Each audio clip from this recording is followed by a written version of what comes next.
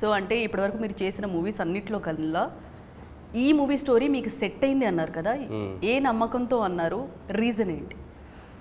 అంటే నేను చేద్దాం అనుకుంటున్న టైప్ ఆఫ్ క్యారెక్టర్ ఉంటుంది కదా, ఆ రిలేటబుల్ క్యారెక్టర్ అండ్ వాడికి వచ్చే ప్రాబ్లమ్స్ కానీ సాల్వ్ చేసే విధానం కానీ ఒక నార్మల్ పర్సన్ లాంటి క్యారెక్టర్ సినిమా ప్రోగ్రెషన్లో ఒక హీరో అవ్వడం కానీ అది ఈ జనరేషన్ స్క్రీన్ ప్లేకి తగ్గట్టు ఈ జనరేషన్ మేకింగ్తో ప్రాపర్గా యూనో ఈ జనరేషన్ యూత్కి వాళ్ళందరికీ కనెక్ట్ అయ్యే విధంగా ఉంటూ and emotional serious film which I want to do.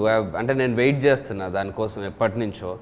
So ఈ స్క్రిప్ట్ నేను విన్నప్పుడు దీనికోసమే నేను చూస్తున్నా, this is what I'm looking for అన్న ఫీలింగ్ వచ్చింది కాబట్టి అలా సెట్ అయిందని చెప్పి. Okay. So hi cutie, how are you? I'm good. How are you? Beautiful. సరే మీరు అనుకోండి, మాట్లాడుకోండి మీరు. ఇప్పుడు మీ లేదా ఆవిడ మీకోటి మీరు ఆవిడకోటి ఇచ్చారు. గుడ్ డే పార్లేజీ హార్ట్ఫుల్లీగా ఇచ్చా, హార్ట్ఫుల్లీ. సో ఇప్పటి వరకు మీరు తెలుగులో స్పై చేశారు, అందులో యాక్షన్ ఉండింది, స్టంట్స్ కూడా చేశారు. బట్ ఇందులో ఎలా ఉంది డిఫరెన్స్ మీకు character? It's a completely different character, and it's like totally different. That was like completely, I was like a spy in the film, and you know, I had a lot of action sequences to do. In this, she is just a regular Mai who comes from a very humble background. She comes from a village background, and we are both neighbors. She is madly in love with this guy called Venkat, and she'll do anything for him, and she plays a beautician in the film. So something on those lines. మీకు stunts వస్తాయని తెలియదా? Stunts కూడా చేస్తారండి? Stunts ఏం లేవండి. లేవా? Action కూడా ఉంది కదా, సో అలా ఏమన్నా చేయించారా లేదా? లేదు, స్టంట్స్ లెవెల్లో ఏం చేయట్లేదు, ఉంటుంది సీన్స్లో కానీ స్టంట్స్ ఏం లేవు. స్టంట్స్ లేదు. Okay. So me movie first movie that ఇదివరకు మీరు ప్రీవియస్ వర్క్ చేశారు అసిస్టెంట్ డైరెక్టర్గా. అంటే స్టోరీ అనుకున్నప్పుడు కొందరిని అనుకుంటాం, అలా కార్తికేయ గారిని అనుకున్నారా, లేదంటే స్టోరీ కంప్లీట్ అయిన తర్వాత ఏమైనా చేంజెస్ ఉంటాయి కదా, అలా ఏమైనా జరిగాయి అంటే ఏం చెప్తారు? స్టోరీ అనుకున్నప్పుడు చాలా అనుకున్నాను, బట్ వన్స్ నేను కార్తికేయకి చెప్పిన తర్వాత నేను కార్తికేయకి తగ్గట్టు స్టోరీని మార్చాను ఇంకా. Okay. So this film is for that guy. Okay.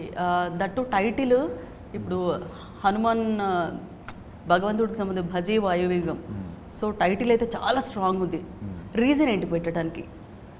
Reason please explain. ఇందాక బాగా చెప్పాను. షిఫ్ట్ అయిపోనా? నేను చాలా ఎలాబొరేట్గా చెప్తా, ఆయన కొంచెం క్లారిటీగా చెప్తాడు. అవునా? అంటే ఇంటర్వ్యూలో రియలైజ్ అయ్యాం అది నేనే కరెక్ట్గా చెప్పానని. ఓకే. అదనేది ఇప్పటి వరకు అంటే డివోషనల్గా టచ్ అవుతుంది. అంటే డివోషన్ ఎలిమెంట్ అయితే ఏమి ఉండదండి సినిమాలో. సో ఇప్పుడు మీరు టీజర్ ట్రైలర్లో చూసిన, సింపుల్గా చెప్పాలంటే టీజర్ ట్రైలర్లో మీరు చూసిన ఆ స్పీడ్ కానీ ఆ edge of the seat thing కానీ, సో మాకు ఆ టైటిల్లో ఆ ఫీల్ వచ్చేది కావాలి. సో ఆ వాయువేగం అనే దాంతో అది వస్తుంది.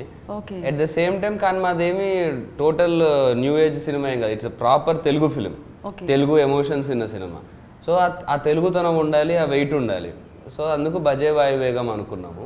అసలు సజెస్ట్ చేశారు ప్రొడ్యూసర్స్. సో బట్ ఈ సినిమాలో హీరో క్యారెక్టర్కి ఆంజనేయ స్వామికి ఉండే లక్షణం ఒకటి మనం అడాప్ట్ చేసుకోవచ్చు.